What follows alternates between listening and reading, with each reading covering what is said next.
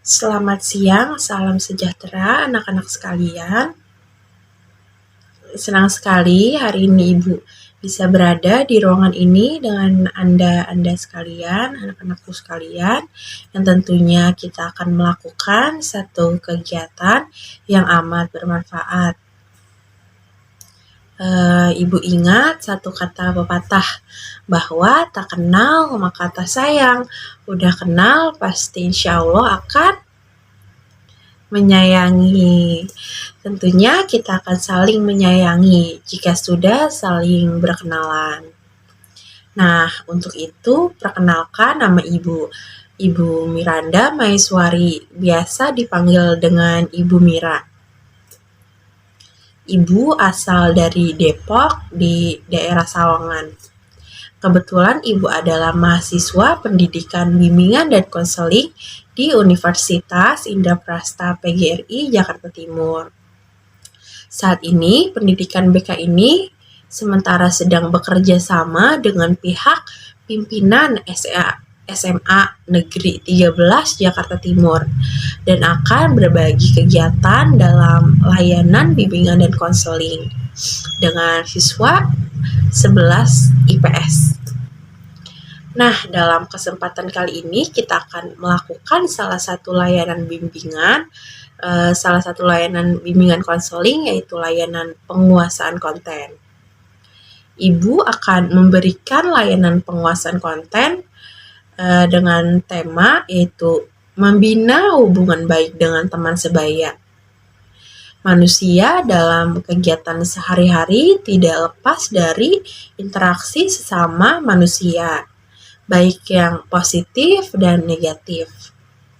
Di sini saya mencoba berbagai cara bagaimana cara menjalin hubungan yang baik dengan teman ataupun dengan orang yang belum kita kenal. Sebelum kita melangkah jauh tentang apa itu layanan penguasaan konten, ada satu cerita yang akan Ibu kisahkan tentang dua orang anak di mana anak itu memiliki kepribadian yang berbeda. Nah, si A adalah anak yang cukup aktif dan suka berinteraksi dengan orang banyak dan suka bercanda di lingkungan sekolah dan di kelas maupun di kelas lain.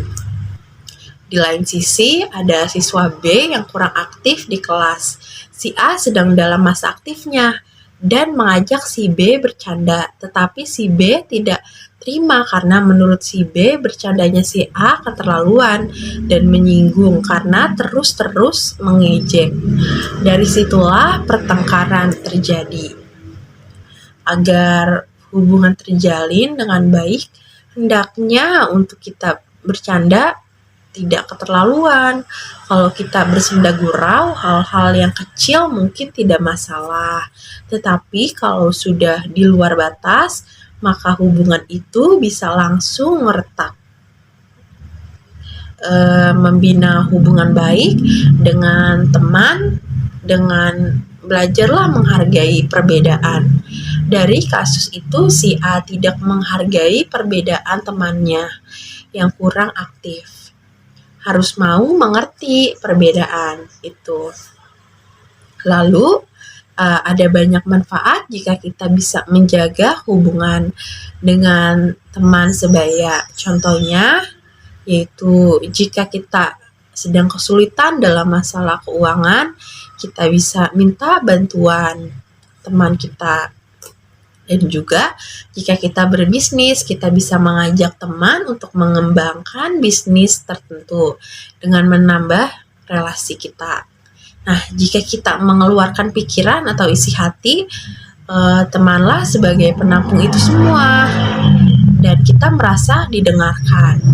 Ingat, menjaga sebuah hubungan lebih sulit daripada membangun sebuah hubungan.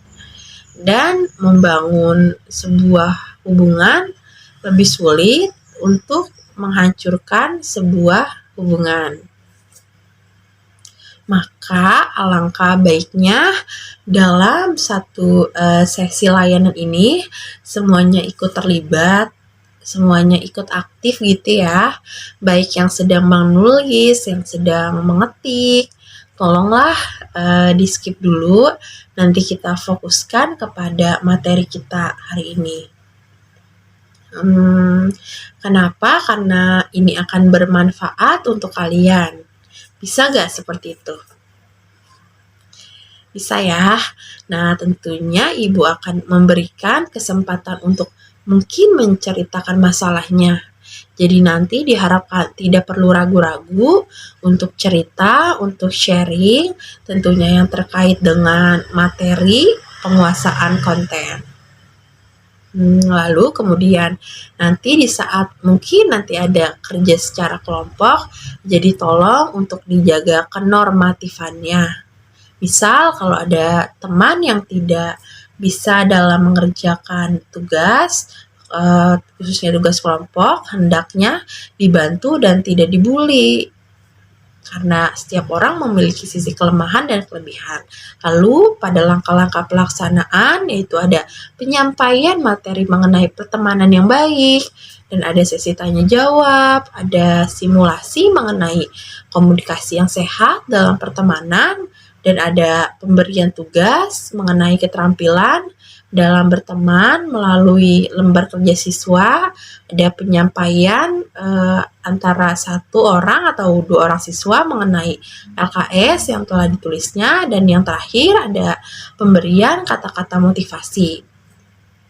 Nah, sebelum kita memasuki langkah-langkah tersebut, ada baiknya kita membaca doa terlebih dahulu agar proses layanan penguasaan konten dapat berjalan dengan lancar, tidak ada hambatan, dan semoga ilmu yang Ibu berikan dapat diserap dan dipahami oleh kalian. Sebelum kita membuka sesi layanan, berdoa menurut kepercayaan dan agamanya masing-masing. Berdoa dimulai.